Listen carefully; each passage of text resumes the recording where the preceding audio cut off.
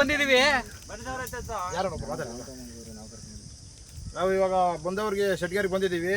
ಊಟ ಮಾಡಿ ಸ್ವಲ್ಪ ಫ್ರೀಯಾಗಿ ಗಾಳಿಗೆ ಬರೋಣ ಅಂತ, ವಾತಾವರಣ ಚೆನ್ನಾಗೈತೆ ಅಂತ ಹೇಳ್ಬಿಟ್ಟು ಈ ಭತ್ತ ಹಾಕೋರು ಇಲ್ಲಿ ನೋಡಿ ಜಾಸ್ತಿ ಜನ ಆಯಿತು, ನೋಡೋಣ ಅಂತ ಬಂದಿದ್ದೀವಿ.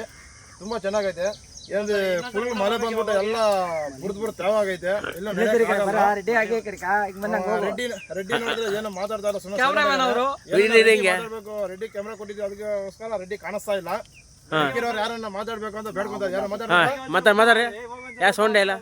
ಬೆಳಿಗ್ಗೆ ತಿಂದಿರೋದೆಲ್ಲ ಜೀರ್ಣ ಆಗೈತೆ. ಇವಾಗ ಇನ್ನೊಂದ್ಸಲ ಕೆಲವೊಂದ್ ಜನ ಬರಲ್ಲ ಅಂತವ್ರೆ, ಕೆಲವೊಂದ್ ಜನ ಬರ್ತೀವಿ ಅಂತವ್ರೆ. ಅದು ಡಿಸ್ಕಷನ್ ಮಾಡ್ತಾ ಇದ್ದೀವಿ.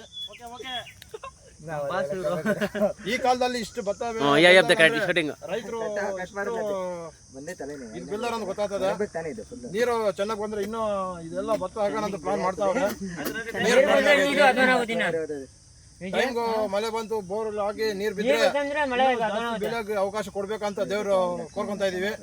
ಇನ್ನೂ ಜಾಸ್ತಿ ಮಳೆ ಬರಲಿ. ಓಕೆ ಬಾಯ್.